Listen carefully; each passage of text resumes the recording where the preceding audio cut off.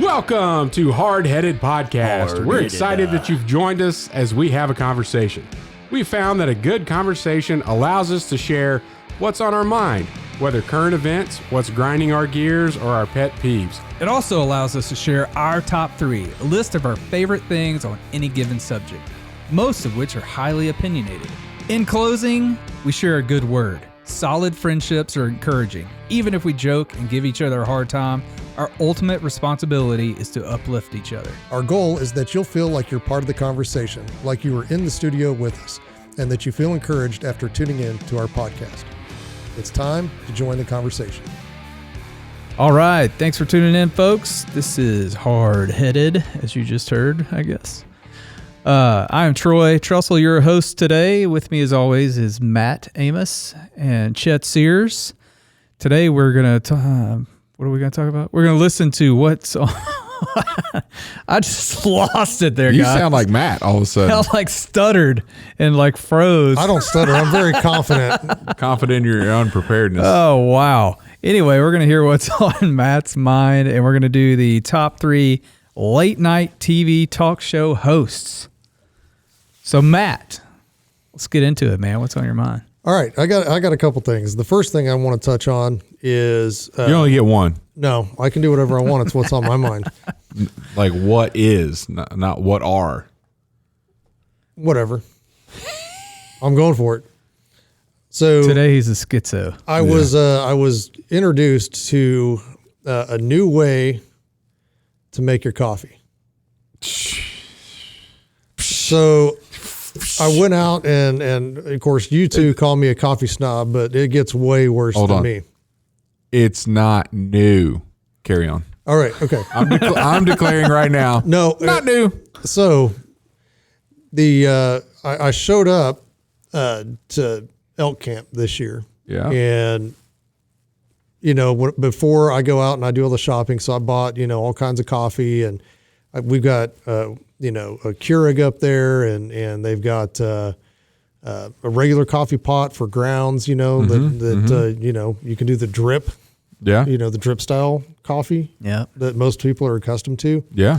And like I said, you guys call me kind of a coffee snob because I've got an espresso. Whatever, it gets way worse. But I look, and my buddy Chase was like, "Yeah, and have you ever seen these things? I got these things because I figured the guys might enjoy that, and I know Kevin probably uses it, and I know Kyle, I know he knows what it is, and so I go over and I look at it, and I'm like, what is this contraption?" Yeah. And it was like basically 2 flasks, a bigger one and a smaller one, and then it had some filters, and I was like, okay, what's the process? It's like, well, you put this filter in, and then you pour the water through the filter. You warm your water up, pour it through the filter. So basically, you're filtering the water through the filter, and then you pour that into the smaller flask, and then you put the filter back into the big one, fill it with your coffee grounds. And he goes, now some people will weigh the grounds that they're putting in there so they get the same amount every time. And then you take that heated up water, and then you pour it over the grounds, and then it drips through into this other flask. And I'm like, I'm lost. So keep going. So I don't need picture your, what kind of coffee pot do you have at home? just a regular old big pot. Yeah. But you put the grounds in, you have a filter. Right. Grounds, filter, water goes through. So, yeah. Okay. So same thing, except now you're the coffee maker. Are you drawing a schematic? Yeah. So you have like this glass thing here that you put a coffee filter in, and then you put your coffee in this. Right. And then you pour hot water over it, and then it fills up a reservoir with coffee. So it's a drip coffee pot. You're the coffee pot. But like you're now the coffee maker. What's the difference? I don't know. that's what I'm trying to figure out. That's why I got lost. Because it's like, I stood but there, why are there two flasks? That was my, the first flask is for and it's a smaller flask, basically is for your water, just specifically for your water. And you have to filter the water before you filter. You put it through the coffee. You can, if you can't, want to. if you want to, but you're supposed to charge the filter, I guess is kind of the theory behind that. And then you put that, once you dump that, filter that water through, take the filter out, pour that water back into the other one, put the filter back into the big one. So you use the same filter. Yeah. Doesn't it make it? It's just water that went through it. Right, but doesn't it kind of wear it out? So then the ground? No. It's just, I guess it's called charging the filter. I don't, whatever. So that was my first question was, so I was like, essentially, now I'm doing all the work that I paid for the coffee maker to do. Right. What is the difference? Mm-hmm. And then, one of the things was, well, the water is actually supposed to be heated to, 160 degrees, and most coffee makers get it way hotter than 160, and it scorches the coffee and the coffee comes out bad. And I was like, well, if that's the case, why not just make it dial it back a little bit? Yeah. I was like, I could probably find a coffee maker that heats the water to 160 degrees. Matter of fact, I think my Nespresso, because I've always wondered, I was like, this isn't near as hot, as all these other coffee pots that I have. So I bet if I'm going to take a thermometer to it, I'm going to measure the instant read. I bet it comes out 160 right then, which may be why the coffee is better taken. Because I can see that being a factor in having whether it's good or not, or has a difference on the flavor of the coffee is how hot the water is. I can understand that. But basically what they've done is they've marketed a way for you to feel snooty and special and high tech about your coffee when you're doing more work. I bet. Because the cheapest coffee pot I was able to buy, which we have at our deer camp, was like $19, like 18 something. And it's no timer, no, you put a filter in it and you turn it on. Turn on, just goes. You have the carafe. That's it. Like that's, you pour the reservoir or whatever. I bet this archaic method that you're speaking of, that there is nowhere online where you can buy this pour over system for less than an automatic machine that would do it on its own. I don't know. I'm just making a wager. But you're probably at least $20 on the small flask. You're probably 30 on the big one. Yeah. And then you got to have the filters, which are probably special filters that go into. There you go, one. Man. This is crazy. So is it to make it taste better? Some of these people are like, yeah, I think it tastes way better. And it's like, well, does it really, or have you psyched yourself into making it? How do they heat the water again? You have to heat it up. You have to find another source. You got to boil it or something? No. Boiling is way too hot, Troy. Did you not just hear what I said? You have to. Well, you have to stand over the stove with the thermometer to make sure it doesn't get over 160. So I have a water, like a heater thing that goes on I don't know, like a kettle, like a whatever. And then I've got temperatures on that I can heat to. So it's like, oh, this one's for black tea, this one's for green tea, this one's for this and this and this. So I can heat the water to a specific temperature. So I'm assuming that's the way you would want to do it. Mm-hmm. But boiling point 212. I didn't know that. Yeah. Oh yeah. So you could have just asked me. Well, I didn't want to interrupt. I got you. You could have asked me what is the boiling point? I would have told you. But so it's kind of like maybe my deer camp in a way, right? I've only got 40 acres. I put a lot of work into it. I've got a lot of pride that comes out of that little 40 acres. Mm-hmm. Does it? But is the hunting, the experience of the hunt, is it that much better than somebody else's place? For me, it is. Yeah, but somebody else. But for there. you, it's more special for you to hunt your place. Yeah. So I think it's all in your head. It's a mental game that they've tapped into that says, oh, well, I've put more work into making this coffee, so it has to taste better because I've done all this. Right. I poured in a figure 8 over the grounds instead of the filter, which why don't we just design a coffee maker that does a figure 8 if that's some sort of magic thing? I don't know. I don't get it. One of the things it does do, though, gets people to spend money. No, it causes arthritis in the joint of your pinky where you can't bend it anymore when you drink. It just pokes straight out when you take your sip out of your cup. That's an actual disease. It's called pincus erectus. That's what this pour over coffee gets you. You want to stay away from that. Yes, absolutely. So, and you can talk to guys about this, and they get very diligent in their argument that this is the best way to make coffee ever. The only one that I've heard that's close, when some people that have had this that really like this method say the only way that you can get better is if you do a French press. Yeah. And my wife can do a pretty good French press. I enjoy French press coffee. I mean, I've got good. one at the deer camp. But for me, It's polycarbonate, so you don't break it. I really don't see the difference. I'm with you. In the taste of the coffee. I really don't. And here's the. I'm a morning coffee drinker. That's typically the only time I drink coffee in the day. Yeah, me too. And it's the first thing you get up, go make a pot. And sometimes I do it the night before. Most time I do it that morning. But it's just like, water, scoops, turn it on. I don't want to think about how I got to stand at the stove and wait for this to heat up to whatever temperature, and then I've got to do this and filter that and charge this and do. Like, maybe for if I'm an afternoon coffee drinker, I'll go to that level of see how fancy I can make it. But in the morning, here's the thing: I spend the time. Here's kind of what I came down to is you've seen the movie In Time with Timberlake. Yeah. Tim Brûlé. Timberlake. Justin Timberlake. JT. Justin. Oh, is that when they have the time on their arm? Right. Yeah. So and when it runs out, they die. Right. So poor people were always running around trying to do things really fast. Like, we've got to get there and we got to get this done. So they drive fast, they run everywhere they go, and they get things done quick. While the rich people with millions of years on their time take their time, they have leisurely dinners, and they're not in a hurry to get anywhere. It really spoke to me about this coffee method. Yeah. Because it's rich people that have the time to be that. How can we make this more complex? Right. How can I feel superior to everybody else and take my time and make this coffee by hand?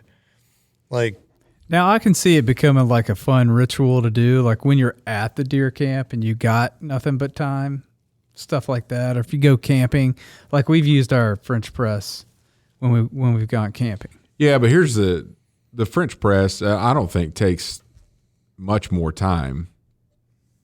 Yeah. Well, I'll tell you why it's easy for me is I've got a Breville water electric kettle, basically. Yeah, which is how you would heat the water for this as well. Yeah, but it boils it. You don't have a temperature select on yours? Nope. So mine's not a Breville, and everybody knows Breville is the kind of the creme de la creme of kitchen stuff, in the small appliance department anyway. Right. Because that's what mine espresso is, the Breville espresso. But I forget what my wife bought, but I've got little temperature. I've got warm. I've got it's got degrees on it that I can push a button and it heats it up to it. And I bet it was way cheaper than the Breville. Yeah, I don't know. I didn't go out and buy it. I just happened upon it somehow. My wife got it and didn't use it, and she's like, "I'm going to sell this in a garage sale." And I'm like, "I got an idea for that." And so if I'm at the camp by myself, I don't need a pot of coffee. I just need a couple cups of coffee. So I'll pop that thing in there and I eat grits in the morning at the deer camp. So yeah, boil water for grits and French press coffee, just a couple cups of coffee, and then we're good to go. But if we're all there during deer season or something like that, no, we got 12 cups of coffee. You got to do a pot. Yeah. And then we need more water for the breakfast anyway, whether it's grits or oatmeal or whatever. So yeah. I'm with you, man. That's the same thing as your normal coffee pot. The drip. Yeah. I mean, and the worst is a percolator. To me, anyway, because it gets way too hot. I just have fond memories of percolator. This goes back to your experiences, right? It may not be the best exactly. Coffee, I mean, you got the blue pot with the little silver thing, and you're going to get the grounds in your coffee because it boils out of there. But yeah, I don't know. So if I remember a lot of nights around a campfire or camping trips, similar, but it's still and I won't say it's the instant coffee is the worst. Yeah, but and there were guys to your point, that's sentimental. That's not a blindfold taste test. It's the Right. best coffee you can have. It's like, oh, I remember this. Yeah. But that's really what it made me think of. I was like, this is kind of like in time where I just see these, these really rich people that just don't have anything to do in the morning. And they're like, man, I have all kinds of time. What am I going to fill my time with? Oh, I'm going to be my own coffee maker. I'm going to be my own drip system. So you should have taken it to the next level and blindfold taste tested the guys. I should have. Yeah. I should have. See if they could select which one was which. They're not going to be able to. I know. That's what I'm saying. Prove it to them. There are probably very few people out there, and there are probably sommeliers or something like that can actually probably taste the difference. Mm-hmm. And there are probably people out there that really can. But for the majority of us, he said sommelier, but I heard him say small yays. That's what I heard. It's not a big yay. That's a small yay. It's a small yay. What do you do for a living? I'm a small yay. Small yay. Hopefully one day I'll get promoted to be a big yay.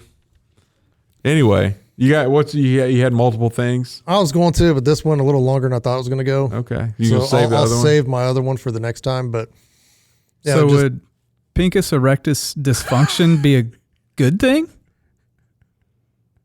Yeah, there's probably a pill for that. All right, let's take a break. You got to go get a shot. Are you driving traffic to your website? Do you have an engaging homepage? Better yet, does your homepage have a video? We recently created a video for a client about his business and the services they provide. Since he placed the video on the homepage of their website, he has had a number of clients specifically say they decided to use his services because of that video. At Trussell Media, we help businesses create engaging videos to host on their websites, email to clients, and use in their social media marketing. Contact us if you're interested in creating a video for your homepage today. TrussellMedia.com. Fill out the form at TrussellMedia.com/contact. Let us help you tell your story through video. All right, we are back. Thank you for sticking around. We are about to get into the top 3 late night TV show talk show hosts. God bless you. That was a cough. Oh. You don't bless people for coughs, just for sneezes for some reason. I think we should change that. Yeah. Because, Anyway. Chet, we're going to start with you. What you got? All right. I'm up in the air on my number 3. I've got a couple here. So I may, if I come in with an honorable mention later, it's because you didn't mention one of the number 3s that I may have picked. Okay. Craig Ferguson. Oh, Craig. Yeah. Is he British or Scottish? Scottish. That's what I thought. All but for that stupid skeleton that he called Jeff. I wasn't a fan of that. Everything else, dude cracks me up. I think he's a great interviewer. I imagine they gave their guests a lot of alcohol in the green room because they're always kind of come out and are willing to, he does a very interesting way of interviewing folks to get a lot of things out. So entertaining.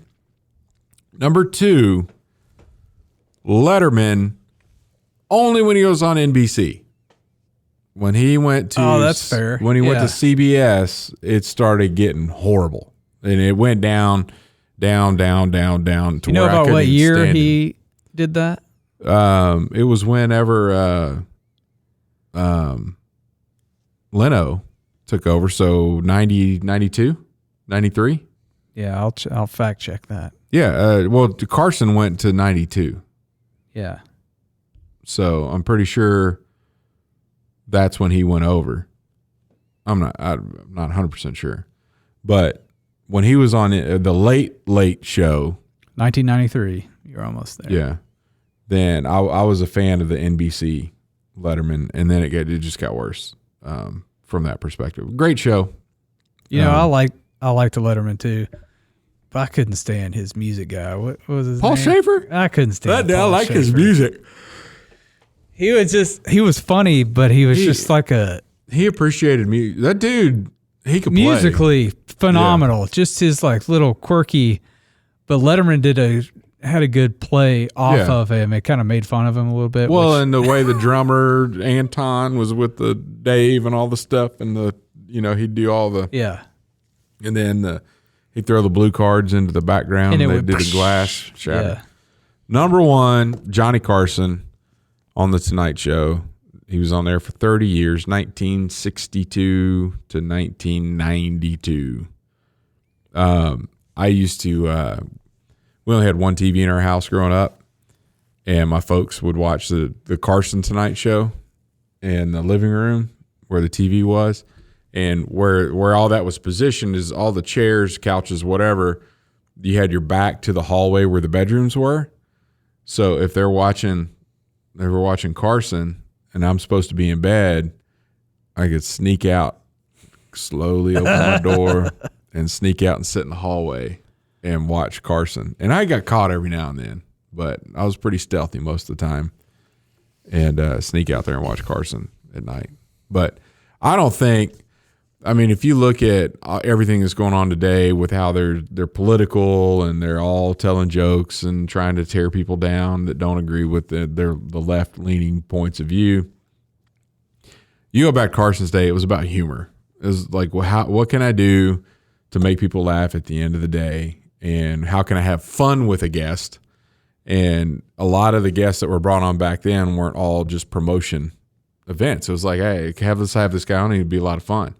I remember one of the coolest clips. I don't know if you, LeCount, Louisiana, that has Lee's Pies, like one of the famous, like a statewide, the pies at this town from the store Lee's. The guy that owned that was just a old guy that was famous in the state. They had that joker on the Tonight Show, and that was one of like a hilarious interview with him.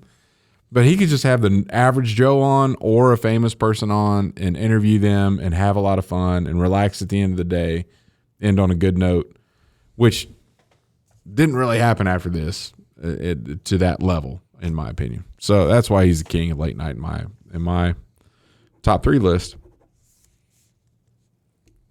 Good list. Not bad. What do you got, Matt? Not much, because I don't watch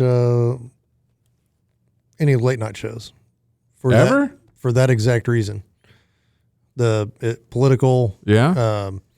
I'll catch snippets of various ones, if I'm scrolling through, Facebook videos or something like that, and there will be a interview or something like that. Mm-hmm. I'll stop and watch, and some of them can be very funny, but on a lot of them, I just can't get past the monologue. Yeah.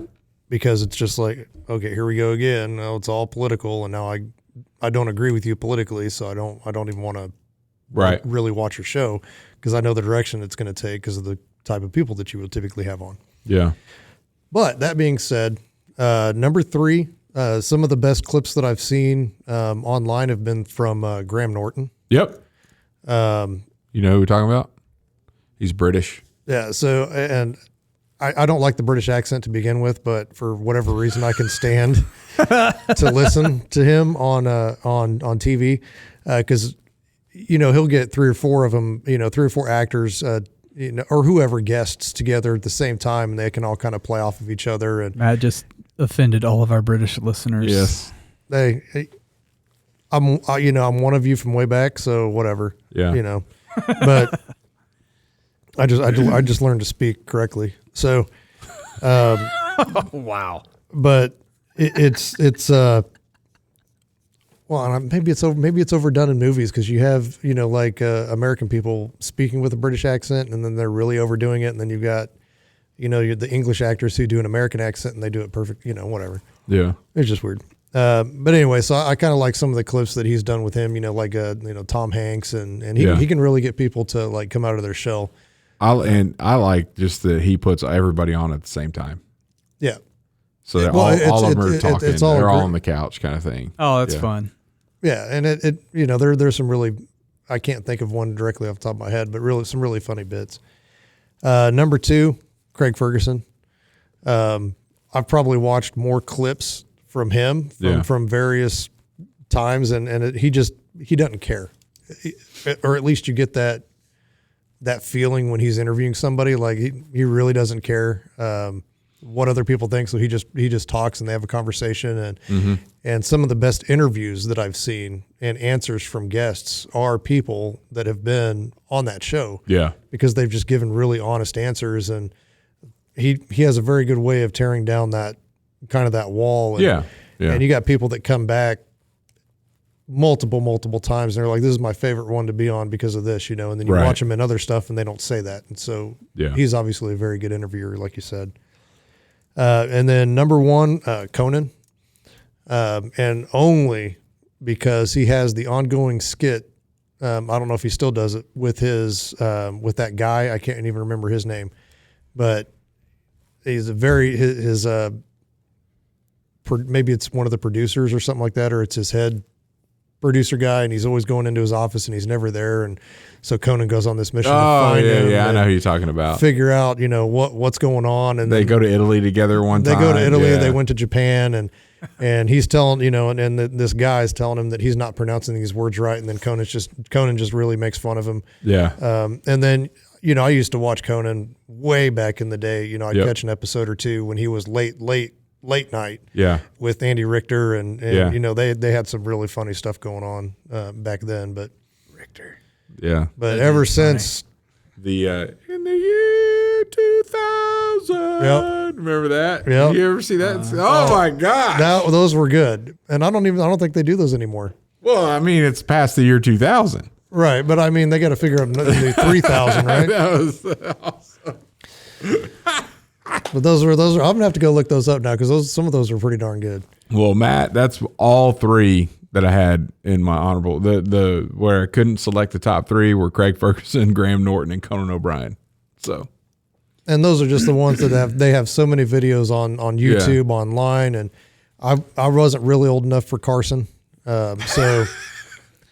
I remember watching Carson at my grandparents' house if I was up late over there when my parents. I mean, in all honesty, he's probably more Lawrence Welk. That's. Oh my gosh. I can't believe he's not your number one. I used to watch him every night. Well, the only late night show, I only watched one really late night talk show host. I didn't watch a lot of late night TV. I'm normally in bed. Yeah, I'm either asleep or in my, teens and 20s. I was out partying, so I wasn't. No late night TV, huh? Wasn't watching TV, and if we were watching TV with a bunch of friends, we were watching movies or something. But my number three is Jimmy Fallon. He's got some really good stuff, really good clips.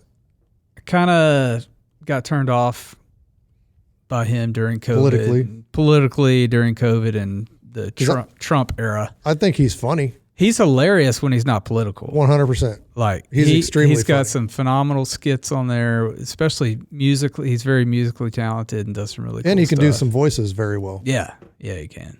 So Jimmy But Fallon. I can't watch him. Number three. Number two, my number two is David Letterman. Watched him. My mom and I probably watched him every night when I was in middle school and high school if we weren't doing something else. If we wasn't doing sports or something. Yeah. We were watching Letterman. And then number one, Johnny Carson. He's just the king of late night, like you said, as far as I'm concerned. Even though you're young, you still recognize greatness. Yeah, I still remember him, and yeah. I mean, that's what everybody says, and I've seen some interviews with him, but they're just not as available as these other guys. There's a lot of them out there on YouTube now. There are. If you search for it now, does it just show up in your feed all the time? Who did Andy Kaufman go on? Was that Letterman where he did his whole? He got kicked off a lot. Yeah. Right, but it was all staged. Yeah. They say. Letterman had some problems with some people. Yeah, but anyway. Letterman's got a new one out on Netflix called My Next Guest. Yeah, I've watched a few. That's actually pretty decent. He's a very good interviewer. It depends. Depends on who's interviewing. Yeah, and I really like the Peyton Manning episode of that one. I haven't seen that was one yet. Classic. I think I watched the Obama one. I can't remember the other one I watched. Yeah, go look up that Peyton Manning episode. I have to watch because I haven't watched it in a long time. Yeah, but I need to catch up. Yeah, like he I don't know, beer cans or something. He got some beer cans. They went to his old Ball State. They went to where Dave went to college, and he was setting beer cans up on a fountain to see if Peyton Manning could throw a football and knock him off. I don't know. Oh, that's awesome. Yeah. Well, he also shared my love of Pearl Jam because I used to love Pearl Jam back in middle school and high school, and he gave their stuff. And so Paul Schaefer was the guy that curated the musical guests. Like, okay. Yeah, so Dave had really good taste, but at the same time, like Paul was the one. So like Beastie Boys got their first nationally televised thing on Letterman. Was it Beastie? Yeah, where he messed up. The bass player messed up on Sabotage, but they went with it. Yeah. Yeah. But anyway, and they had Nirvana and Home Dude. The bass player there threw it up and hit himself in the face and like knocked himself out. Don't be a bass player on Letterman. I think that was on Letterman. I can't remember. Yeah. There was going back to Andy Kaufman, they did an interview with Letterman, and he did say that he goes, I knew everything that he was going to do. Like it was all planned out. They rehearsed. Yeah. So my anger at him was manufactured. Yeah. But it was to keep, I knew what he was doing, but nobody else did. Type of deal. And they kind of went into that in that movie where Jim Carrey played him, Man on the Moon. Yes. That was good. But this was a separate interview where Letterman was interviewed, and I can't remember what one it was, but he did this really long interview, and it may have been even a documentary of some kind that they did on Letterman, where he talked about a lot of his guests and who some of his favorites were, and it was a very good interview. I mean, he took that job very seriously, and some of the work that he did, I mean, I can respect that. I just never did watch him. Yeah. A good one of him, and kind of getting a little bit of that insight, is Comedians in Cars Getting Coffee with Seinfeld interviewing him. Yeah. And Seinfeld always picks a car that he thinks is appropriate for he actually used one of Dave Letterman's cars for the episode. And it was like they dropped a new engine into a Volvo station wagon. And this is like one of Dave's daily drivers. Yeah. And it's like souped up, I've seen that heavy horsepower or whatever. That may have been part of where I got that information from, was that interview there. But he's done more. Yeah. Anyway, cool. Not a bad top three. Kind of fun thinking about those things. Not a bad. A little blast from the past. Memory lane. Conan O'Brien. All right. What you got for us, Chet? Good word? Good word, shepherd. Coming to you with a passage out of John, the Gospel of John, chapter 10. Verse 7, let me give you a little background here on shepherds of the day. They would have, not everywhere, but like a refuge for the sheep, which would be a kind of like a pen built out of stone and a doorway, but there wouldn't be a door because it's not like a full structure and wood, all that kind of stuff. It's just they had a way to come in and out of it, and then it's just stone all the way around it. No roof or anything like that. And so that kind of makes, in context here, that'll make some sense here in just a second. So looking at chapter 10, verse 7, said, Then Jesus said to them again, he's talking to a group of people here, Most assuredly, I say to you, I am the door of the sheep. All who ever came before me are thieves and robbers, but the sheep did not hear them. I am the door. If anyone enters by me, he will be saved and will go in and out and find pasture. The thief does not come except to steal, to kill, and to destroy. I have come that they may have life and that they may have it more abundantly. So when he talks about being the door, typically the shepherd would sleep in that open area. So there's the sheep are protected on all the sides, and the only way in or out is that doorway, which isn't a door. But if the shepherd actually slept there, then he would prevent anything from getting in or getting out. They'd have to go over him, go through him. So when he says, I am the door, if you enter by me, you'll be saved and you'll go in and out and find pasture. So basically what he's saying is that he's the one that's causing the protection for those sheep, those people that have chosen him. And anyone that's come before him has not come for protection, but to come to steal and to kill and destroy. But the only reason that he is here is for his sheep to have life and have it more abundantly. So there's a lot to unpack here, and I'm not going to unpack it all. But if you think about the abundance that you can have in Christ, it's not on your own. It's being a part of a flock. It's being protected by the shepherd. It's being in and out, like you go to pasture and you come back and you're under his protection with the flock of sheep that's there. that are his, and his goal is for you to have abundant life. Like that's his plan for you, is abundant life. And I know, when the lottery is gone sky high, like it has recently, in billions of dollars, we think about abundance and tangible things. I have big houses, big cars, lots of money, whatever else.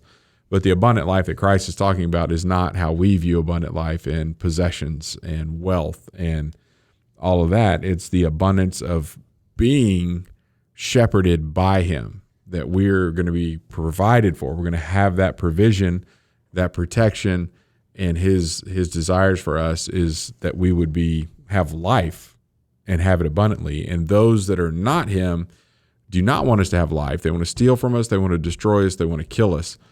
And that's not physically dying. All the evil one is just out there to make you. It's to take abundant life away from you, and that in and of itself, stealing that abundant life is death. It's just not productive. There's no relationship. There's no hope. There's no future. There's no life from that. So, shepherd is the good word. Christ is our shepherd. He's the door that gets us into the protection. And he's the one that wants us to have abundant life. I like it. Yeah, there's so many cool things about the shepherd and sheep and how they follow the shepherd and in the Bible, and a lot of cultural things. Yep. As well. They're still doing it today. Yep. Thanks for listening to the Hardheaded Podcast. Don't forget to share this podcast with others to help us get the word out. Also, if you haven't yet, please rate and review the show. This helps our podcast show up in other people's suggested shows that may or may not have listened to us before. Thanks for listening, and we'll see you next week.